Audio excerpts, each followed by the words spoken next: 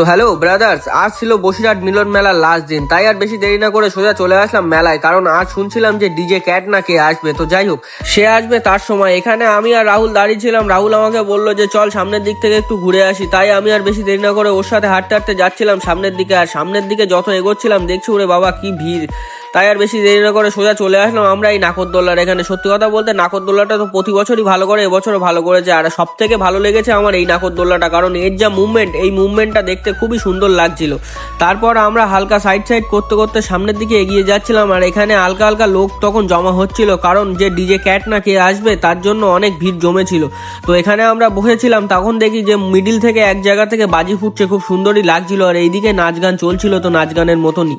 তো ব্যাপারটা হচ্ছে আমি ভাবলাম যে ওখান থেকে দেখে ভালো লাগছে না, তাই একটু সামনের দিকে এগিয়ে গেলাম। গিয়ে দেখি এখানে সুন্দর সুন্দর বাজি ফোটাচ্ছিল। তো যাই হোক, এখানে বাজি ফুটছে। আর তোমাদেরকে বলে রাখি, এই যে ফাঁকা জায়গাটা দেখছো, এখান থেকেই বাজিগুলো ফুটছিল। তো বেশি দেরি না করে আমরা একটু সামনের দিকে এগিয়ে গেলাম। গিয়ে তোমরা শুধু স্টেজের গানটা শোনো একবার।